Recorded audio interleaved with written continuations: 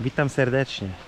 W dzisiejszym vlogu ciąg dalszy sprzątania działki. Chwila, moment. Siedzi tam na górze bez żadnych zabezpieczeń z maczetą i obcina gałęzie. Wiadomo, safety first, jak to w Europie. Bez żadnej liny, bez niczego radzi sobie i bez drabiny wlazł na samą górę. A no, kiedyś się chodziło po drzewach. Jakbym nie skończył z tym, to może bym potrafił tak zrobić teraz. Od razu migawka z przeszłości. Pamiętam, jak kiedyś prababci Geni uciekłem na drzewo i musiała iść po wujka, po Tomka, żeby mnie ściągnąć, bo tak bardzo nie chciałem iść do domu. No, dzisiaj są inne czasy. Dzisiaj dziecko ciężko wygonić na dwór, zamiast zagonić do domu. Dobrze, za jakiś czas kontynuujemy. Wycinamy wszystkie machonie, tak jak stoi chłopak oparty o drzewo. Wszystko to, co jest na lewo, robi out, bo trzeba tam zrobić nowy podjazd na działkę, który już będzie na naszej działce, będzie podjazdem docelowym, także trzeba to wyczyścić. No i robimy to. Chwila, moment. Nie zdążyłem nagrywać od czasu, jak zaczął wchodzić. Minęło 10 sekund, już jest tam. Dwa drzewa już ogołocone z gałęzi, gotowe do obalenia, bo kto inny będzie obcinał gałęzie, młode chłopaki, a kto inny będzie obalał te drzewo. Największy problem jest drzewo to, które stoi tutaj, bo jest ta duża gałąź, która idzie nad liniami wysokiego napięcia. I zobaczymy, czy ten temat dadzą jakoś radę chłopaki rozwiązać, czy nie. Wytnie się te machonie i nasadzi się palmy. Jak już się zrobi ogrodzenie, jak już się zaplanuje trochę przestrzennie tą część, to posadzi się palmy. Tutaj sobie palma gotowa do wkopania stoi. Tam są dwie gotowe do wkopania palmy. Są niektóre palmy, które można przesadzić albo zostawić.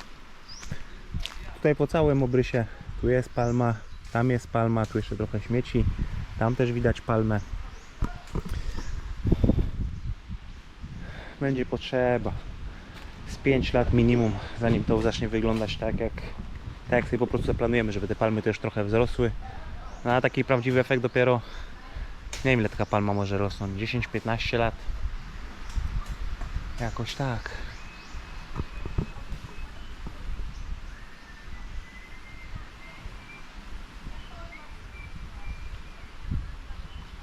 Widać, że chłopak ma doświadczenie. Nawet to drzewo nie trzęsie, nawet mu nogi nie drgną. Wie, gdzie stawiać kolejne kroki i za chwilę będzie na samej górze.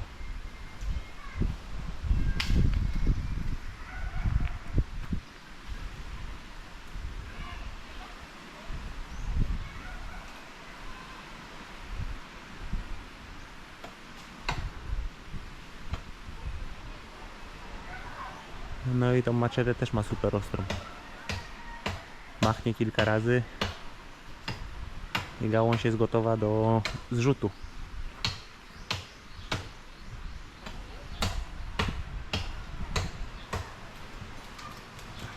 I cyk.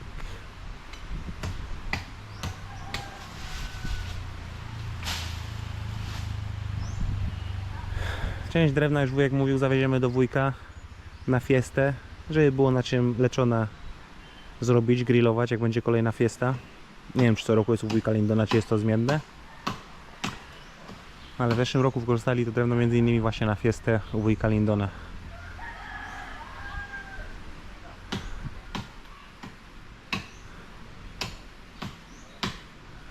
No duży to on nie jest i ciężki to on też nie jest. Tam, gdzie on teraz stoi, no ja bym się już bał. Te moje 85 kg, myślę, że to drzewo już by się mocniej bujało.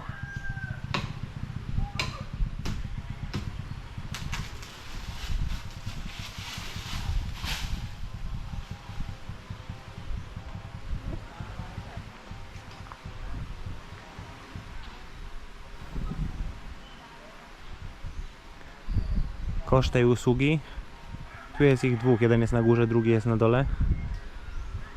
1500 peso za pościnanie gałęzi. Potem do pilarki przyjdzie inny facet i też da swoją cenę.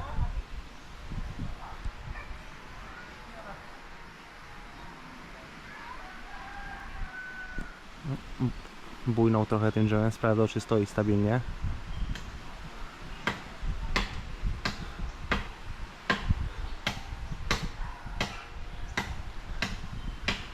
No właśnie ścina gałąź nad jedną, jakaś linia tam idzie.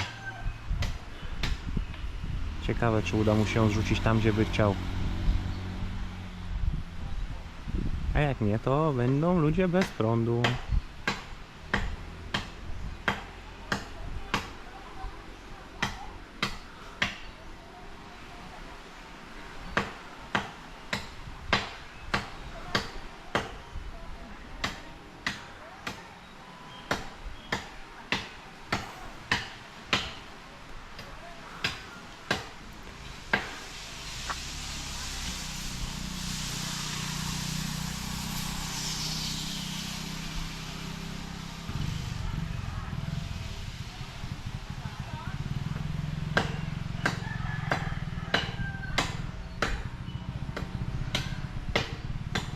Gałęzie górne korona idą w tą stronę, czyli teoretycznie powinno się wszystko bujnąć w tą stronę, cała góra, tak jak planuję, no i minąć tą linię.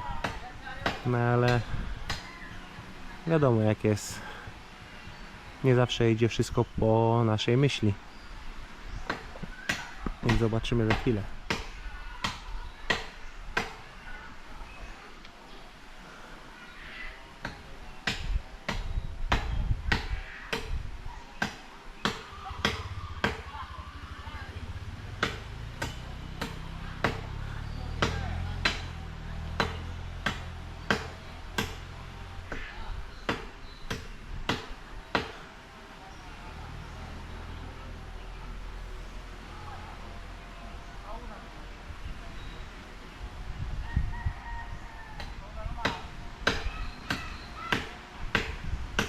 Jak to spadnie, to może trochę to drzewo bujnąć.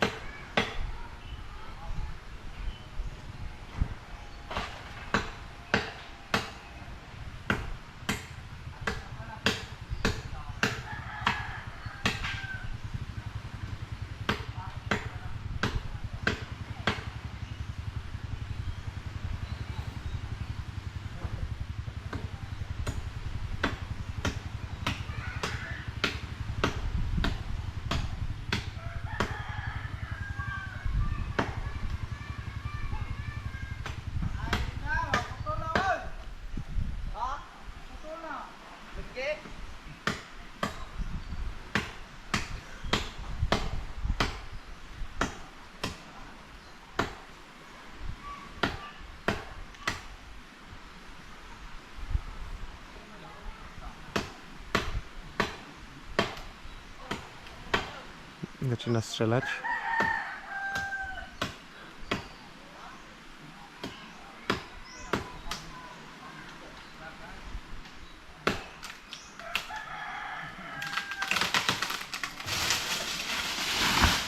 No pięknie, przeszło obok linii. I za chwilę drzewo numer 4 będzie ogołocone z gałęzi, gotowe do ścięcia.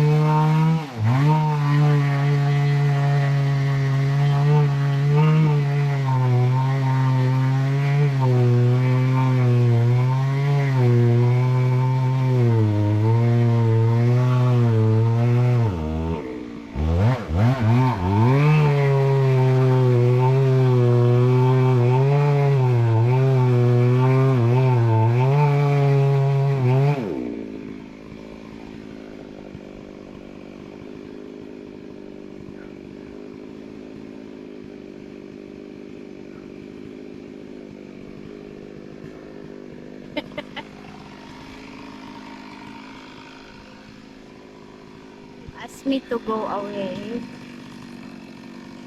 It's a bit scary.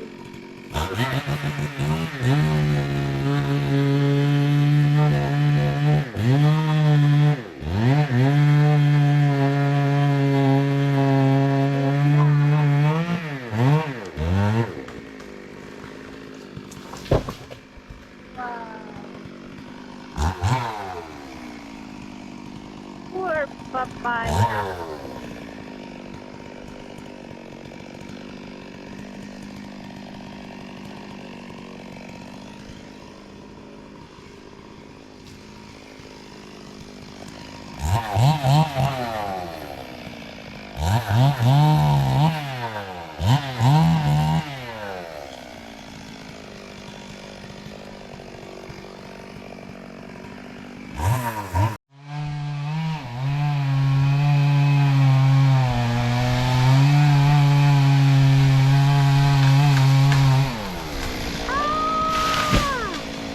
Ah, the papaya.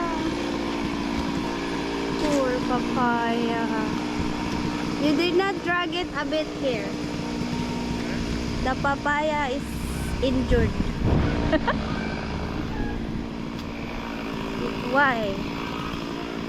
You hit the papaya. -1. Naigo ang kapayas dong.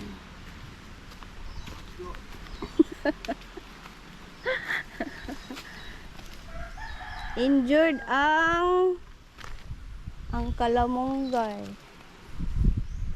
They hit the kalamonggay.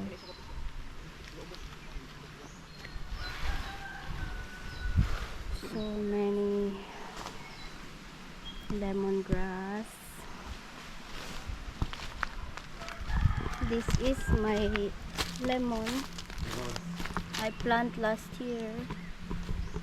It will take 5 years to grow. Lemongrass, very good for your blood sugar. My husband. Okay, guys. Dobrze zrobiona robota.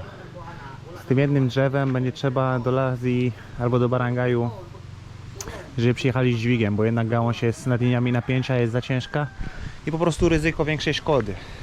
A better safe than sorry.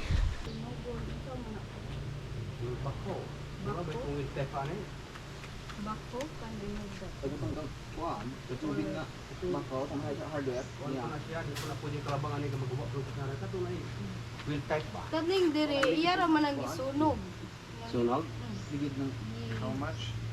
Cool, pila imong pangalan ko? 5 ra. 500,000. 500 for alcohol. So 2,000 in total. Yeah. But 1.5 for them. Do you have one? No, I You don't have 500? have 500 but only one. Ay, manaada ko cool on. I think I have small one here. I think I have wait.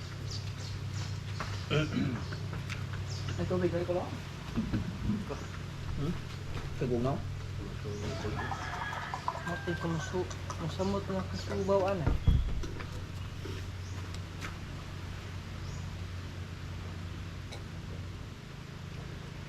Do you know any carpenters without work here? No. Uy, trabaho sa papa ko.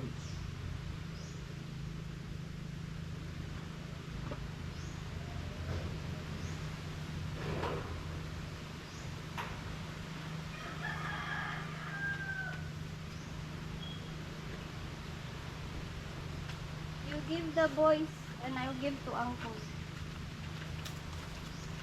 Okay, cool. Gusto sandali. Salamat, Tol. Thank you. Thank you so much. Yeah.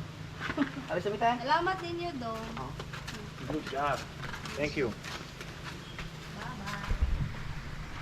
Dobra, trzeba posprzątać ten śmietnik. I jak widzicie, udało się wyciąć większość tego, co chcieliśmy. Nie wiem, czy było to we vlogu, czy Ernestin to pokazała, bo ja byłem dość zajęty. Ale Ten machon, który był z przodu, też leży obalony na plaży. No bo będziemy robili większy taras niż zakładaliśmy, trzeba tu mur morski zbudować i dach też będzie wychodził dalej.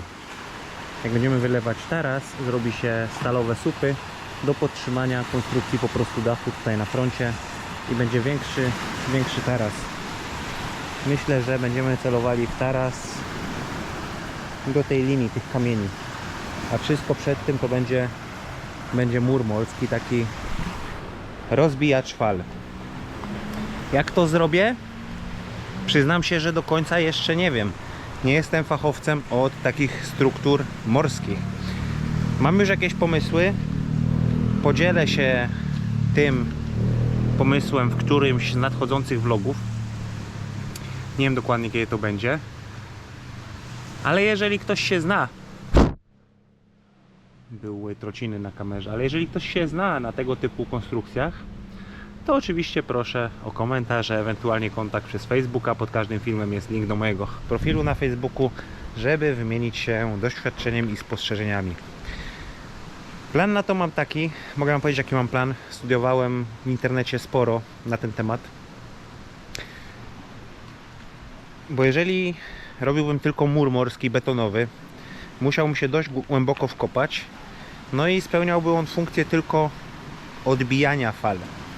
A tu nie chodzi o to, tu trzeba problem rozwiązać inaczej. No więc mam pomysł taki, żeby